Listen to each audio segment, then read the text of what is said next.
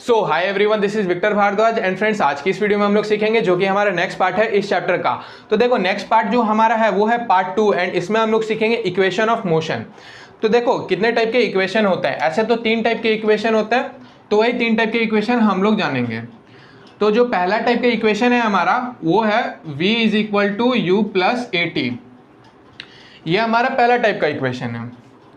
जो second type का equation है वो है s is equal to u t plus half a t square, ये हमारा सेकेंड टाइप का इक्वेशन हो गया। एंड जो थर्ड टाइप का इक्वेशन है हमारा वो है 2as is equal to v square minus u square. तो फ्रेंड्स यही 3 इक्वेशन है एंड ये कहाँ कहाँ अप्लाई होते हैं, मतलब देखो जैसे कि फर्स्ट इक्वेशन है हमारा वो है v is equal to u plus a t, ये अप्लाई होता है, मतलब ये रिलेशन बताता है हमें वेलोसिटी एंड टाइम के बीच का।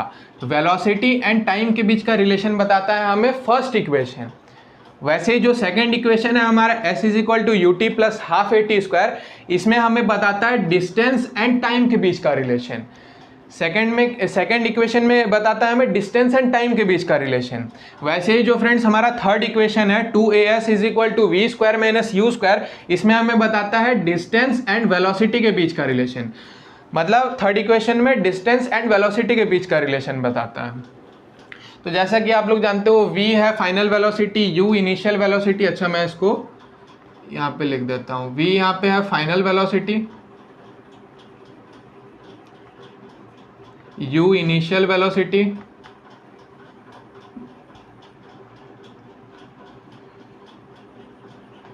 यहाँ पे जैसे कि आप देख सकते हो यहाँ पे a है, a एक्सेलरेशन हो जा रहा है, यहाँ पे a एक्सेलरेशन है, t यहाँ पे टाइम है फ्रेंड्स। यही कुछ टर्म्स है जो फिजिक्स में यूज होता है, यही टर्म्स आप लोग को याद रखने होंगे। जैसे कि v है तो v फाइनल वेलोसिटी के लिए यूज होता है, u इनिशियल वेलोसिटी के लिए यूज होता है, a एक्सेलरेशन के लिए, t टाइम के लिए। यहाँ पे s है, s यहाँ पे स्मॉल s है, ये यहाँ पे ये s यूज होता है डिस्टेंस के लिए। तो फ्रेंड्स यही टर्म्स है जो आपको कुछ ध्यान रखना। तो चलो फ्रेंड्स कुछ क्वेश्चन सॉल्व कर लेते हैं हम लोग, जिससे आप लोग के सारे कॉन्सेप्ट अच्छे से क्लियर हो जाएंगे। तो देखो यहाँ पे एक क्वेश्चन दे रखा है हमें, तो क्वेश्चन को सॉल्व करने से पहले उसका क्या अप्रोच रहेगा। तो देखो क्या करना है, हमें पहले जो क्वेश्चन को पहले अच्छे से पढ़ना है एंड पढ़ने के बाद जो गिवन है, मतलब जो गिवन है उसे हमें लिख लेना है एंड लिखने के बाद उसके बाद सॉल्व करना है। तो देखो इस क्वेश्चन में जैसे कि हमें क्या बोल रहा है कि the brake applied to a car produces an acceleration of 8 meter per second square in the opposite direction of motion. If the car takes 3 seconds to stop after the application of brake, calculate the distance travel during this time. मतलब क्या बोला है इस question में हमें कि एक car है वो रास्ते में जा रही है, उसमें क्या किया कि ड्राइवर ने ब्रेक मारा एंड ड्राइवर ने ब्रेक मारने से एक एक्सेलरेशन प्रोड्यूस हुआ, वो 8 मीटर पर सेकेंड स्क्वायर का, 8 मीटर पर सेकेंड स्क्वायर का एक्सेलरेशन प्रोड्यूस हुआ। क्यों प्रोड्यूस हुआ? क्योंकि ड्राइवर ने ब्रेक मारा, ठीक है, ऑपोजिट डायरेक्शन में हुआ, जो एक्सेलरेशन हुआ वो ऑपोजिट डायरेक्शन में हुआ। उसके बाद क्या बोल रहा है हमें, if the car takes 3 second to stop after the application of brake, brake मारने के बाद, मतलब ब्रेक लगाने के बाद अगर गाड़ी को, मतलब कार को 3 सेकेंड लग रही है रुकने में, तो इसमें हमें कैलकुलेट करना है distance travel during this time. मतलब कि ब्रेक लगाते टाइम एंड ब्रेक लगाने के बाद उस टाइम के बीच का जो डिस्टेंस है वो हमें फाइंड करना है। तो कैसे हम लोग फाइंड करेंगे? तो देखो यार, जैसा कि हम लोगों ने सीखा कि जो डिस्टेंस निकालने का फॉर्मूला होता है, तो देखो सबसे पहले तो हम लोग क्या करेंगे, सबसे पहले जो है उसे हम लोग गिवन लिख देंगे। तो इसमें गिवन क्या क्या है, इसमें जैसे कि एक्सेलरेशन है तो एक्सेलरेशन देख सकते हो जैसे कि ऑपोजिट डायरेक्शन में है, तो ऑपोजिट डायरेक्शन में है तो एक्सेलरेशन नेगेटिव होगा। तो एक्सेलरेशन नेगेटिव होगा तो यहाँ पे -8 मीटर पर सेकेंड स्क्वायर ये एक्सेलरेशन होगा। और क्या गिवन है यहाँ पे, गिवन है टाइम, टाइम यहाँ पे 3 सेकेंड है, तो हम लोग लिखेंगे time is equal to 3 second.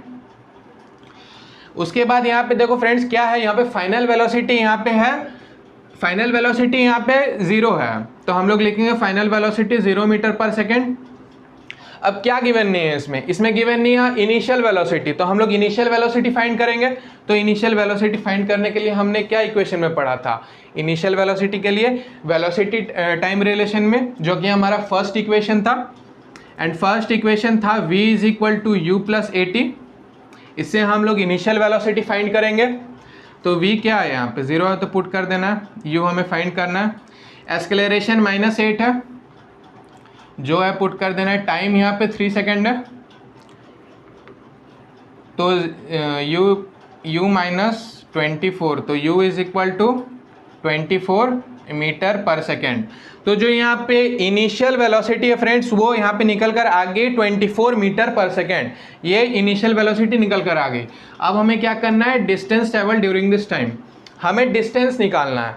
तो हमने जैसे कि सेकंड इक्वेशन में पढ़ा डिस्टेंस टाइम रिलेशन से, तो वो रिलेशन क्या था फ्रेंड्स, इक्वेशन में हमें बताया कि s is equal to u t plus half a t square, s is equal to u t plus half a t square, ये रिलेशन था हमें। इससे हम लोग डिस्टेंस निकालेंगे। तो क्या करेंगे हम लोग, यहाँ पे तो इनिशियल वेलोसिटी निकल कर आ गई हमारी 24, तो जो है उसे पुट कर देना है हमें। तो 24, टाइम यहाँ पे 3 सेकेंड है तो हम लोग टाइम 3 सेकेंड पुट कर देंगे। 1/2 एक्सलेरेशन -8 टाइम 3 सेकेंड का स्क्वायर, 24 इंटू 3 72 प्लस 1/2 -8 इंटू 3 का स्क्वायर 9, 72 प्लस 1/2 इंटू -72। तो फ्रेंड्स हमारा आंसर यहाँ पे निकल कर आ रहा है 72 - 36 जो कि 36 मीटर है। तो फ्रेंड्स जैसा कि आप सब देख सकते हो कि हमारा आंसर निकल कर आ गया 36 मीटर, जो कि डिस्टेंस ट्रैवल कर रहा है, मतलब distance travel during this time वो है 36 मीटर। तो देखो आप लोग ऐसे ही सॉल्व करना, क्या करना है, जैसे कि क्वेश्चन दे रखा है तो क्वेश्चन में जो डेटा गिवन है उसको पहले आप लोग लिख लेना जो गिवन है, एंड उसके बाद देखना कि कौन कौन सा डेटा उसमें नहीं दिया हुआ है वो सब आप लोग फाइंड करना। तो चलो फ्रेंड्स एक और क्वेश्चन सॉल्व कर लेते हैं हम लोग। तो देखो इस क्वेश्चन में क्या बोल रहा है हमें कि the train starting from rest attain a velocity of 40 metre per second in 5 minute. मतलब क्या बोल रहा है कि एक ट्रेन है वो स्टेशनरी पोजीशन से चल रही है, ऑब्वियस सी बात है वहाँ पे स्टेशनरी पोजीशन से ही चलेगी ना। तो देखो स्टेशनरी पोजीशन में एंड उसके बाद उसने चलना शुरू किया एंड एक वेलोसिटी उसने अटेन करा 40 मीटर पर सेकेंड का, उसमें उसको टाइम लगा 5 मिनट का, 5 मिनट का टाइम लगा। अब इसमें क्या फाइंड करना है हमें फाइंड करना है acceleration and distance travel by the train for attaining this velocity. तो हमें पहले तो एक्सेलरेशन फाइंड करनी है एंड उसके बाद जो डिस्टेंस ट्रैवल किया ट्रेन ने ये वेलोसिटी को अटेन करने के लिए वो हम लोग फाइंड करेंगे।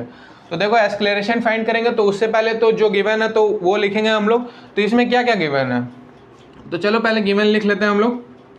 तो गिवन में सबसे पहले हम लोग लिखेंगे यहाँ पे जो यहाँ पे इनिशियल वेलोसिटी है, तो ट्रेन स्टेशनरी पोजीशन से चलना शुरू करी तो इनिशियल वेलोसिटी 0 हो जाएगा यहाँ पे, तो u is equal to 0 metre per second ये होगा। एंड जो फाइनल वेलोसिटी है, फाइनल वेलोसिटी जो हमारा है वो है 40 मीटर पर सेकेंड।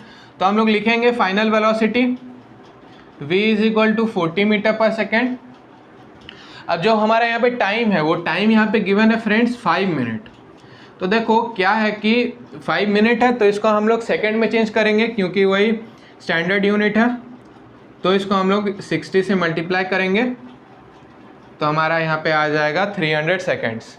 तो देखो ये तो हमारा आ गया। अब हमें क्या निकालना है, हमें फाइंड करना है एक्सेलरेशन। तो एक्सेलरेशन हम लोग फाइंड करेंगे। तो acceleration is equal to final velocity minus initial velocity by time taken, मतलब acceleration is equal to v minus u by t, यही फॉर्मूला अब था। तो चलो इसमें हम लोग अब पुट करेंगे। फाइनल वेलोसिटी यहाँ पे है 40 मीटर पर सेकेंड और इनिशियल वेलोसिटी है 0, टाइम यहाँ पे गिवन है 300 सेकेंड्स। तो बस अपॉन 300 करेंगे हम लोग, तो क्या आ रहा है हमारा 40/300। तो यहाँ पे ऑलमोस्ट यहाँ पे आएगा हमारा 2/15 जो कि हो जाएगा 0.134 metre per second square. Friends आप लोग ध्यान रखना एक बात का कि कभी भी आप लोग आंसर लिखोगे, जैसे कि यहाँ पे एक्सेलरेशन का जो एसआई यूनिट है, एक्सेलरेशन का एसआई यूनिट है मीटर पर सेकेंड स्क्वायर, तो आप लोग एसआई यूनिट लिख लेना। तो देखो हमारा क्या आया यहाँ पे 0.134 मीटर पर सेकेंड स्क्वायर, ये हमारा एक्सेलरेशन निकल कर आ गया। अब क्या करना है हमें निकालना है इसके बाद में distance travel by the train for attaining this velocity, हमें निकालना है जो डिस्टेंस ट्रैवल किया। तो हम लोगों ने पढ़ा था कि डिस्टेंस वेलोसिटी रिलेशन से, तो उससे हम लोग फाइंड करेंगे, जो कि हमारा थर्ड इक्वेशन ऑफ मोशन था। तो थर्ड इक्वेशन ऑफ मोशन क्या था हमारा, 2as is equal to v square minus u square, ये हमारा थर्ड इक्वेशन था। तो इसी से हम लोग फाइंड करेंगे, जिससे हम लोग डिस्टेंस फाइंड करने के लिए क्या करेंगे, यहाँ पे s is equal to v square minus u square by 2a, ये हम लोग करेंगे। अब बस वैल्यू पुट कर देनी हमें। तो यहाँ पे फाइनल वेलोसिटी क्या था हमारा, फाइनल वेलोसिटी था यहाँ पे 40, तो 40 का स्क्वायर माइनस इनिशियल वेलोसिटी, तो यहाँ पे 0 है, तो हम लोग 0 का स्क्वायर, और यहाँ पे जो फ्रेंड्स यहाँ पे मैं फ्रैक्शन में इसको ले रहा हूँ जो एक्सलेरेशन है, तो 2 इंटू 2/15, तो क्या निकल कर आ रहा है हमारा, 40 का स्क्वायर 1600 माइनस 0, तो 2 इंटू 2/15, तो यहाँ पे मैं 4/15 यहाँ पे लिख दे रहा हूँ। तो हमारा यहाँ पे क्या निकल कर आ गया, 16/4/15, 16/4/15, जो कि हमारा निकल कर आ जाएगा फ्रेंड्स, इसको मैं यहाँ पर लिख दे रहा हूँ, यहाँ पे स्पेस नहीं है इसीलिए। तो यहाँ पे क्या निकल कर आ जाएगा, यहाँ पे 6000 मीटर, यहाँ पे 6000 मीटर निकल कर आ गया, जो कि 6 किलोमीटर होगा। तो इससे हमारा आंसर निकल कर आ गया, distance travel by the train for attaining this velocity, मतलब ट्रेन को 6 किलोमीटर लगा होगा ये वेलोसिटी अटेन करने के लिए। तो फ्रेंड्स ऐसे ही आप लोग सॉल्व कर सकते हो इसको। तो फ्रेंड्स चलो एक लास्ट टॉपिक है हमारा इस चैप्टर का, एंड इसको भी हम लोग समझ लेते हैं। तो देखो इस टॉपिक में क्या बोल रहा है हमें, यूनिफॉर्म सर्कुलर मोशन में, कि अगर कोई ऑब्जेक्ट सर्कुलर पाथ में घूम रहा हो एक यूनिफॉर्म स्पीड के साथ साथ, तो उसे हम लोग यूनिफॉर्म सर्कुलर मोशन कहेंगे। मतलब कि मेरे कहने का क्या मतलब है, जैसे कि ये एक सर्कुलर पाथ है, अगर कोई ऑब्जेक्ट यहाँ से चलना शुरू किया एंड यही सर्कुलर पाथ में अगर वो घूम रहा हो, एक फिक्स पाथ है और उसका स्पीड मतलब यूनिफॉर्म स्पीड में, मतलब 20 kilometres per hour let's suppose इसका यूनिफॉर्म स्पीड है, तो हम लोग इसे कह सकते हैं कि इसके मोशन को कि ये यूनिफॉर्म सर्कुलर मोशन है। तो फ्रेंड्स जैसा कि आप लोग समझ गए होंगे कि यूनिफॉर्म सर्कुलर मोशन किसे कहेंगे, कि अगर कोई ऑब्जेक्ट सर्कुलर पाथ में घूम रहा हो एक यूनिफॉर्म स्पीड के साथ साथ, तो उसे हम लोग यूनिफॉर्म सर्कुलर मोशन कहेंगे। तो देखो ये तो यूनिफॉर्म सर्कुलर मोशन हमने समझा। तो देखो एक इससे अगर तुम्हें अगर कभी क्वेश्चन,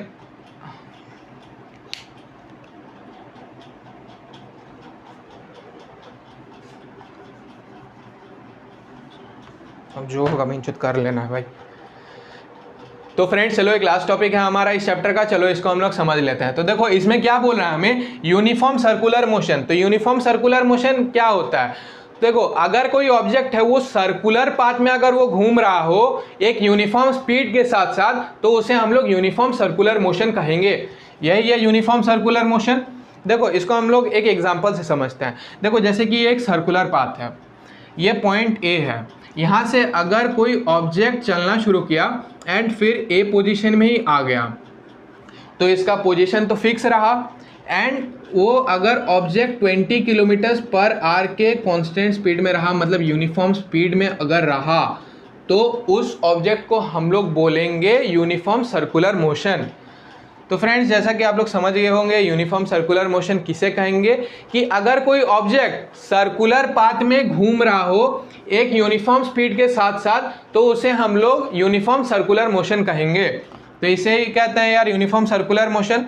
तो देखो इसका एक अगर आपका कभी क्वेश्चन आए कि रेवोल्यूशन पीरियड अगर निकालना हो, रेवोल्यूशन पीरियड, तो आप लोग क्या करना रेवोल्यूशन पीरियड निकालने के लिए, कि सर्कल के सरकमफेरेंस से डिवाइड करना कांस्टेंट स्पीड को। जैसे कि सर्कल का सरकमफेरेंस होता है 2πr, तो 2πr डिवाइडेड बाय इसके जो कांस्टेंट स्पीड होगा उससे आप डिवाइड कर लेना, तो इससे आप लोग को रेवोल्यूशन पीरियड निकल कर आ जाएगा। तो यही है फ्रेंड्स, ऐसे ही आपको फाइंड करना, अगर रेवोल्यूशन पीरियड फाइंड करना हो तो आप लोग क्या करोगे कि सरकमफ्रेंस को कांस्टेंट स्पीड के साथ आप लोग डिवाइड करोगे, तो इससे आप लोग का रेवोल्यूशन पीरियड निकल कर आ जाएगा। तो ऐसे ही है यार। तो तो फ्रेंड्स जैसा कि चैप्टर हमारा एंड होता है यहाँ पर ही। और फ्रेंड्स अगर कोई डाउट हो आपको देन आप कमेंट सेक्शन में कमेंट करना। और फ्रेंड्स वीडियो अगर पसंद आई हो आप सबको देन लाइक कर देना, एंड चैनल पे नए हो तो सब्सक्राइब कर लेना, एंड साथ साथ फ्रेंड्स बेल आइकन पे भी क्लिक कर लेना क्योंकि उससे आप लोग को वीडियो की नोटिफिकेशंस मिलती रहेंगी। So keep loving, keep supporting and thank you for watching our video.